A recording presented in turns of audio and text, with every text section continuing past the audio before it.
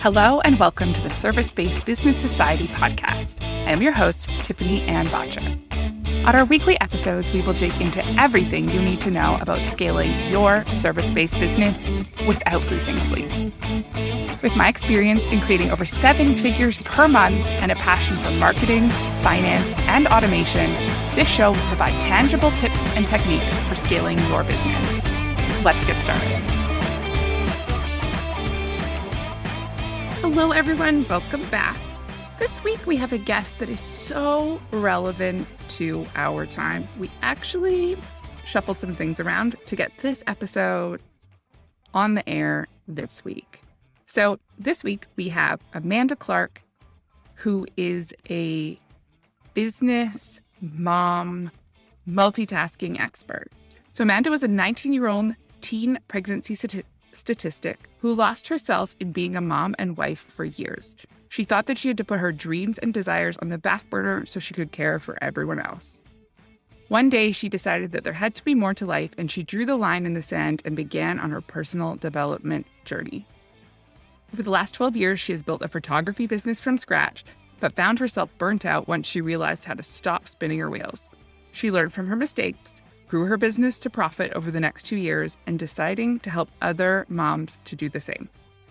In 2021, after gaining momentum coaching other moms, she pivoted wholeheartedly into helping them realize they can be 100% mom and 100% CEO, but not both at the same time. Now she has her own podcast called Braving the Mountain, which empowers moms to live lives they're obsessed with while raising inspired kids through her coaching business. She has big dreams and wants to help you achieve yours as well, because when we fill our cup first, we then have something to pour into others. Now, this episode, I reluctantly share. Not because Amanda isn't fantastic, but because honestly, this is an area that I have struggled with a little. And so in this episode, I am probably a little more honest and vulnerable than I necessarily would intend to be. Parenting while running a business is no joke. And often there is this multitasking piece. And when we combine that with the boundaries that are required in, functioning at a high performance level and a busy calendar and whatnot, it can be a bit of a challenge. And to be honest, sometimes I find it more than a bit of a challenge. So in this episode, I definitely get a little more honest and vulnerable than I intended to. But in the name of, sharing my authentic journey, I'm getting this episode out and on the air sooner than planned, because we really also talk about the challenges that come with the kids leaving school for the summer. So if you are a parent and you are juggling, the end of school, kids getting out for summer, and realizing you still have some big plans in your business, this episode is for you. So without further ado, let's get started. Hi, Amanda. Thanks so much for joining us. Yes, thank you so much for having me. So I feel like today's episode is just so in line with really the week. It's a week, I think, week I've been having. And so when I saw our session on the calendar, I kind of had to laugh a little bit. So why don't you tell the audience who you are and Okay, so I am Amanda. I was a 19-year-old teen pregnancy statistic, and I simply decided to stop being a victim to my circumstance. I found myself on the living room floor one day. I had 2 babies in my lap, and I just remember crying, thinking, this cannot be all there is to life. I was miserable. We were broke. We had checked off all the boxes. We had the house, we had the babies, like all the things. And it was just, I wasn't happy. So I drew the line. I jumped in, started a photography business, ran that for 5.5 years, and was still spinning my wheels, guessing, trying to figure out what I was doing, not getting anywhere that I wanted to go. And I hired my first business coach. And that is when things took off, was for the next few years. And so after that experience, I pivoted into coaching other moms. And that is currently what I do. I coach moms to be 100% mom, 100% CEO, but not both at the same time. And build a business with kids in tow. Raise your kids to be inspired. Let them see you dream big. Let them see you sit with fear and do the damn thing anyways. So that is where I am at right now. And that's totally the short answer. I know we'll probably fill in some gaps in here, but Absolutely. Absolutely. So, as a mom myself who has had the kids in tow for a long time, I can say that it is definitely a challenge, but super rewarding. My middle son wants to be an entrepreneur slash YouTuber. When I started my YouTube channel, he was like, "Well, when do we get the merch?" I'm like, "Merch?" He's like, "You have a channel, you need merch." I'm like, "Oh." I I was like, love it. I don't know if it's that kind of channel." So, yes, the kids can really add this extra element. So, you have how many kids now? I have four 4 kids. kids. Okay. Yep. And, what are the age ranges? 14 and my baby is 6. So I've got a wide range there. Absolutely. Yes. My oldest is 9 at the end of the month. I don't Oh, know where the time goes. Really all of a sudden, like, more mature. She hasn't right. she's quite tiny. She hasn't really I always say she hasn't really grown very much, but she's more mature, like, her interests are more mature, um, and my youngest just turned 3, so we're still in the he's still fairly, dependent, if you will. So yeah, definitely some challenges there. I, Yeah. when I moved away from corporate, that was one of I had never worked from home. I'd always worked even through the kids. And so it was being home at the start of COVID and then thinking, I don't actually want to go back. It was one of Mhm. my determining factors. So when you talk about, doing it with the kids in tow and whatnot, although it adds that extra challenge, they really are a part of what's going on and that inspiring and seeing the wins and the challenges for sure. Oh, completely. They are along for the ride. They see mom cry. They see mom talk about how scared she is about something. And now, like my 6-year-old, she's the one giving me the pep talks. She's like, Mom, I'll be like telling her, "Oh, I have a call today and I'm a little scared for it, like a little nervous." And she's like, "Mom, remember that one time when I was scared to go to kindergarten?"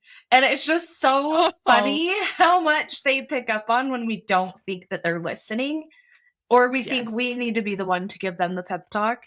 And suddenly our 6-year-olds are giving us the pep talk. And we're like, whoa, okay, you are listening. You are paying attention. It's just interesting. Yes, they truly are listening all the time. It's funny what they pick up or can repeat back later that you're like, "I didn't realize you were listening to that conversation." Right? Yep.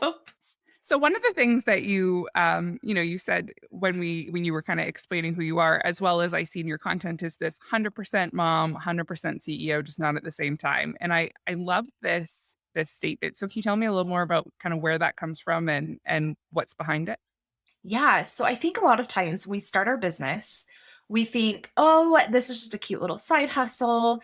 We just want to make, 50 extra dollars a month or 500 extra dollars a month to pay for Susie's dance lessons or whatever that may be. And what we don't realize in the beginning is how much work actually goes into building a business and also stepping into not like when we first begin, we don't really take ourselves seriously, right? We just want to make 500 extra dollars. It's going to be this cute little side gig you know, and so we don't set these clear expectations, these clear boundaries for ourselves.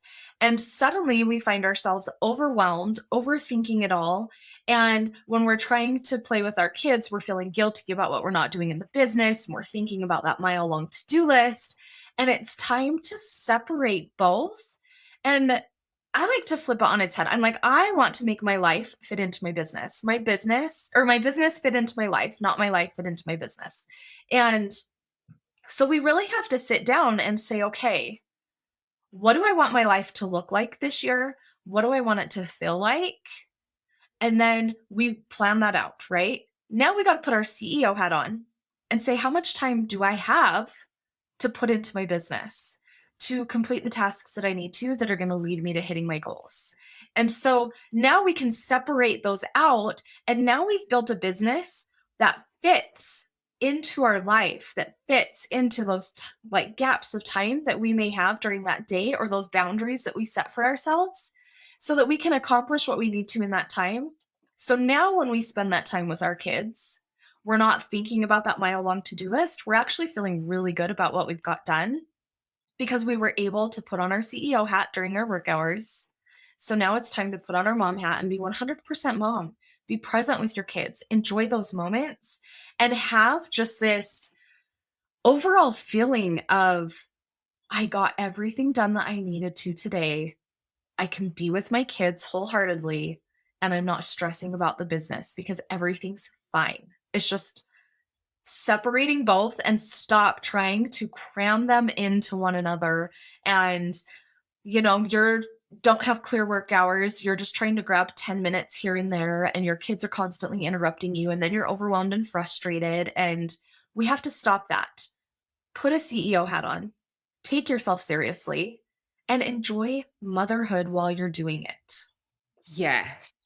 So, yeah, I would say if I could confess, I am not that good at this.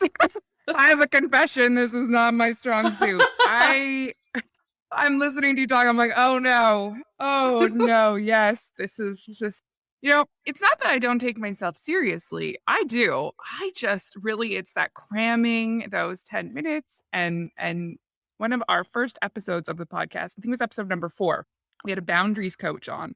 And as you're talking about, setting these boundaries in your times, I remember when she was talking, it was that same feeling of like, oh boy.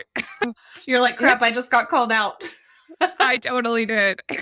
When I was working in corporate, and I refer to it kind of working as corporate because although it started as a small business, I was a partner there, and it grew and scaled into this. It was very large by the time I left, and there was lots going on and lots of moving pieces. And I would say it was much easier for me I would drop the kids off at school on the way into the office. And then we had a nanny at home.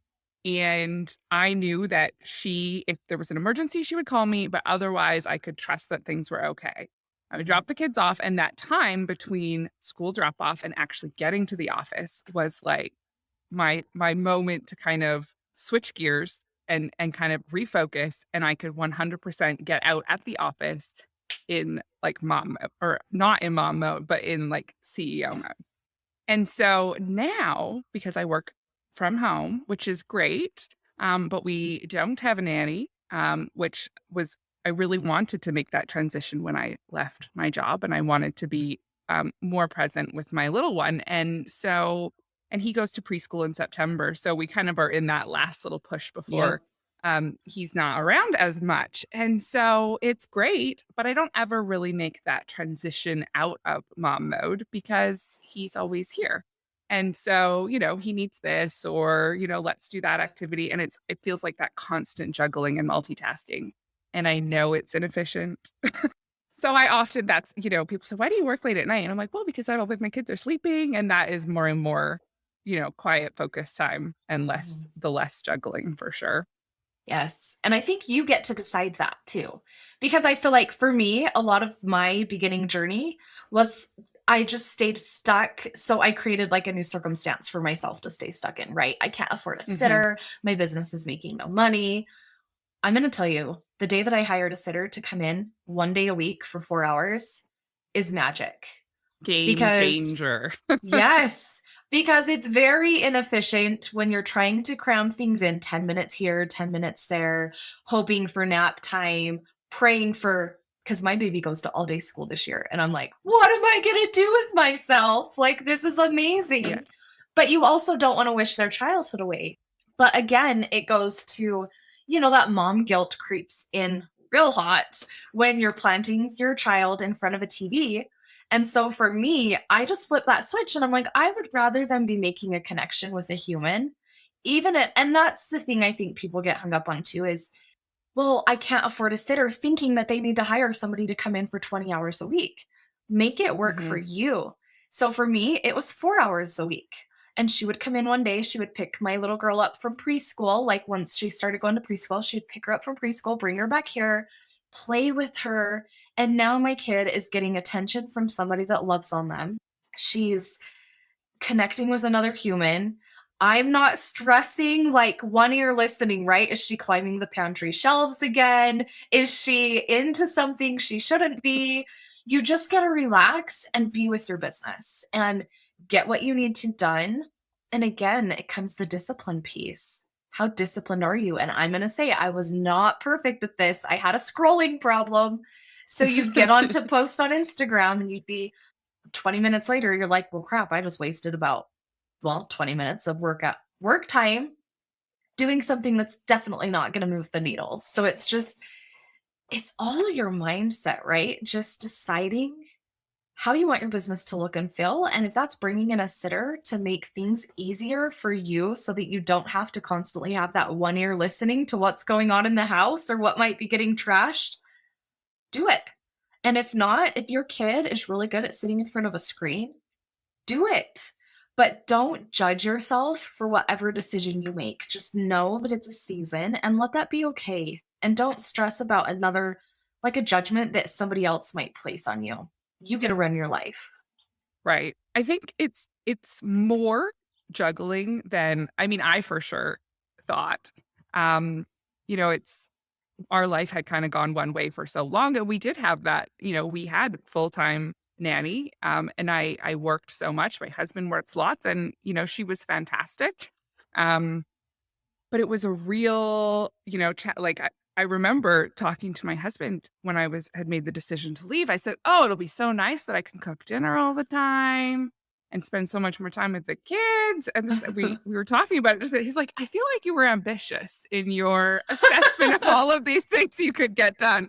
I was like, it might have been a little ambitious because I still am. It's a bit of a struggle to fit it all in. And Yep. I mean, my business, all of these different things that we do is we automate things to save time and whatnot. But when it comes to setting those boundaries, I often don't fill that time with, I fill it with more work things. I take on another client or we take on another opportunity.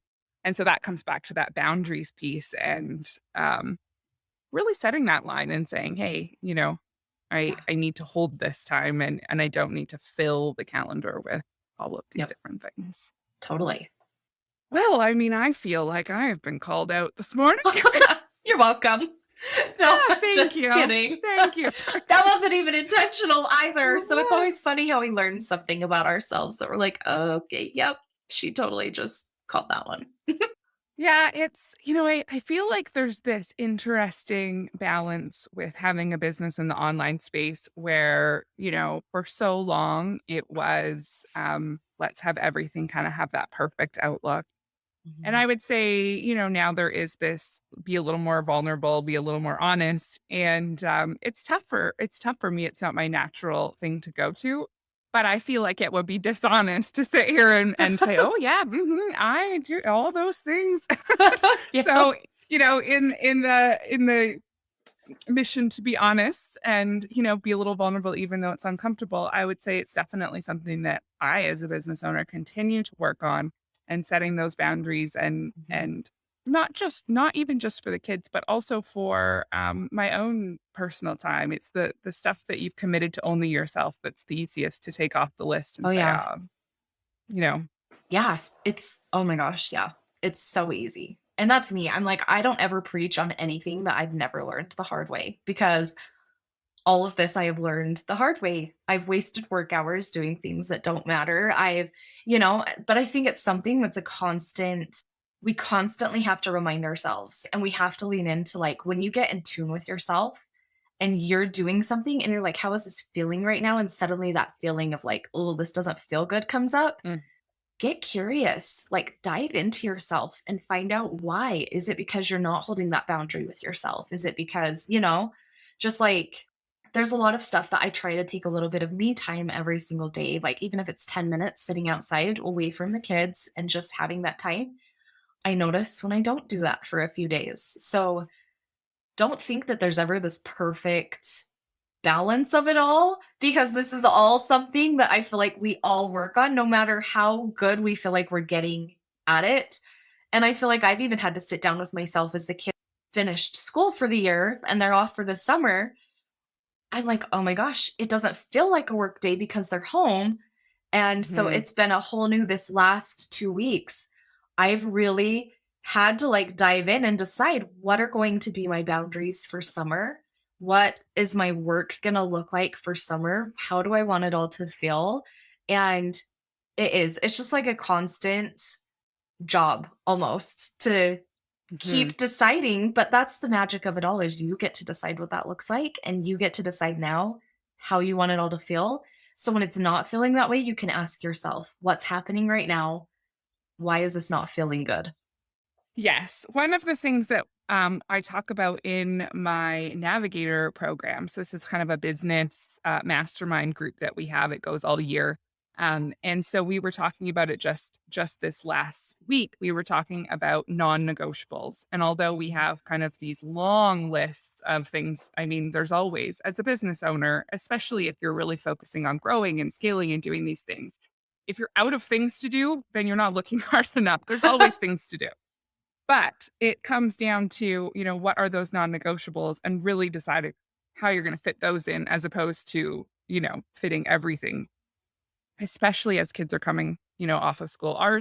We're in Canada, so we still go till the end of June, but I know that a lot of people are talking about, their kids being out. So, Mhm. do you have some tips for, those who have kids who are getting out onto summer break and some suggestions on how they can balance that change in schedule?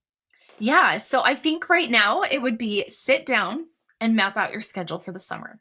So map out family vacations that are coming up, anything for the kids. Are there summer camps coming up? Anything like that. Have that on your calendar. And then decide what you want your work hours to be and get those on the calendar. And then you get to decide, do I need to hire a nanny or a sitter to come in and help? Or something that I have found very helpful is a little swimming pool out back, letting them run through the sprinklers. And I mean, my oldest is now 14, and then I have a 12-year-old and an 8-year-old and a 6-year-old. So we I have those ages that they kind of can watch themselves, especially with my 14-year-old and my 12-year-old being out there. But something my kids love is just running through the sprinkler or filling up the pool and hanging out back. And so you can either go take the laptop out, hang out with them in the chair, and do what you need to do and make it work for you. If they're out there sometimes, so my office faces our backyard. So I can peek out and just see and make sure that they're okay. There still is a little bit of that listening ear, but just deciding what's going to work for you. If you're going to let them have movie morning, like we went through a phase of that too, where they could just binge watch whatever while I sat in my office and worked for a few hours, then that was great. And then after I cut it off at like 3 hours, I was like, okay, go play, go do something else. Board games have been great. My 6-year-old loves when I print off coloring pages for her. Like, I don't know why Mhm. that's the coolest thing, but she loves it. So she'll come in and Mine too. she'll go and I'll let her pick a picture and I'll print it off and she'll go color that forever. Play-Doh. I mean, just lower your standards at how clean your house might be at the end of your work time. Or the table's going to be destroyed with Play-Doh everywhere. But just know that it's fine and it's a season and it's going to pass. And don't judge yourself for however it looks. I feel like that's the biggest thing is sometimes we get so hung up in the mom guilt or thinking, as we talk to a friend and we're like, oh yeah, like my kids watch movies in the morning or whatever. And we think that they're going to judge us and we get all up in our heads and we cause all the mind drama. Just be okay with it. Be okay with Mhm. however it looks. And based on your kids' ages, some of mine, I'd give them a to-do list. And I was like, once you have this to-do list done, like, then you can do whatever. And that would keep them busy for about an hour. So it's just deciding where your kids are at and what works for you. But schedule fun. Schedule fun in. Take your kids out and do fun things so that when you are working, and your kids are trying to entertain themselves or do whatever, you're not feeling guilty because they're still getting your time. And it's not our job as moms. I don't feel like it is to entertain them every second of every day. I don't think that that needs to be our job as a mom. They need to learn independent play, they need to learn to play together and let go of everything else. Just make it work for you. Yeah, one of the things I did last summer was, set up my office outside in the back. The laptop is portable. I don't enjoy working off my laptop as much as, I like the Hmm. keyboard and the mouse and the screen. I just don't feel as efficient, but it was absolutely lovely. I had the best tan I had ever had, because I always, when you're working in the office, it's like air conditioning blasting. I always wear like sweaters all summer because Yep. I was so cold in the office. And so it was so nice to spend some time outside and, they were jumping on the trampoline and doing all sorts of fun things and, be, that doing both, Hmm. and able to get some stuff done. I th This summer, my plan of attack is to, maybe we could check in at the end of the summer. My plan is just to start a little earlier. I don't wanna have to do school drop off and those kinds of things. Hmm. So my plan is just to start a little earlier, get through, um, some stuff in the morning while they Yep. can, get some of those, chores and tasks and kind of, that lazy summer morning. Yep. And then we'll plan to do some more outings and fun things in the afternoon. Yeah. I love that. I love that so much. The early morning's the best, especially when your kids are still sleeping. That's my favorite. When everybody's still sleeping, there's just something about the energy in the house that's just Mhm. calming and relaxing. And that's when I do my journaling and my workout. And I love that. Yes, there's something I think it just comes down to the quiet time. Yeah. Also, as business owners, we are always have something on the go. And so it's that time to just think. Mhm. And even if you're not actually thinking about, so it's amazing what comes to you. Yeah. Creative thoughts, ideas, solutions to problems you've been working on for a while. When you just have that little bit of just quiet, just Mhm. peace, it's amazing how productive that time can truly be. Oh, yeah. Yeah. It's amazing. So amazing. Many of life's problems have been solved with just a little quiet time. Right? Yeah. A walk by yourself, 5 or 10 minutes in the backyard by yourself. Yeah. I totally agree with that. Yes, I used to have a really long commute, a couple of times a month, and, at first, I really thought, "Oh, this time is gonna be so unproductive. Gosh, why can't, self-driving cars be ready by now and, I Right. could work," but in the end, I actually found this time to be incredibly productive because I was just doing, it was quiet, you're driving, but you're thinking. And I used to just record voice memos, Mhm. because originally I'd be like, oh my goodness, I'm going to forget all of these things. Right? And so I would just record like a couple of like, hey, came up, and so I wouldn't forget all of these amazing ideas I was coming up with. And in the end, it was significantly more productive than I thought. Yeah. And I think that's something that we as moms and business owners don't take the time. And I probably wouldn't have jumped into taking that time had my coach not been like, no, you will take at least 10 minutes a day to just be. Mhm. No podcasts in your ears, no kids running and screaming. You just have to be. And yeah, you accomplish so much more. And a lot of people don't believe it. There's a lot of resistance to that. And I just want to challenge you all listening to just test it out. Test it out for yourself. Just go sit for 5 minutes in the quiet. Something I like to do is ponder a question. Like, think about something that you've been trying to solve. Like you said, like solutions to problems you've been dwelling on for a while. Just don't think about the negative, like what's wrong with me? Why is this not working? Think about like, how can I make this work? Get your brain to start seeking those answers. How can I get this to work? How can I solve this problem? How can I increase my revenue here? Whatever it is, ponder on like a how to question so that your brain starts searching for those answers. Because if you ask it what's wrong with you, believe me, it's going to give you all the evidence.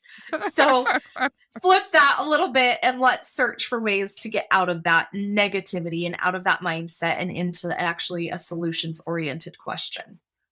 Yes, there's this shift that occurs when we think less about what went wrong and, all of these negative pieces, and we just focus on the solution. Yep. And, I've often heard, the pushback there has been, well, but like if we don't, we need to focus on what went wrong so we can prevent it from happening again. And in some situations, that's important. Um, but in most situations, we really need to first focus on the solution. Get the Yeah. problem solved. Get, if something is down, get it back up. If there's a, unhappy client or child, like it doesn't matter who it is or what it is, but get it Yep. solved, get things back on track and focus on that solution first, and then go down the rabbit hole of, okay, how do we prevent that situation from happening again? But Right. step one, get it solved. Yeah. And I feel like there's always a reflection, right? So, like, after a launch, of course, we're going to reflect, like, what could have gone better? What could we have done differently? How could we have gotten more feet in the door? And Mhm. so I definitely feel like there's that time of reflection. And then, yeah, you're solving for that. That's essentially what you're solving for. So if it didn't go as planned, you're like, how can we make the next one go better, while looking at what didn't we do as good as we could have? What can we improve next time? And totally going for the solution there.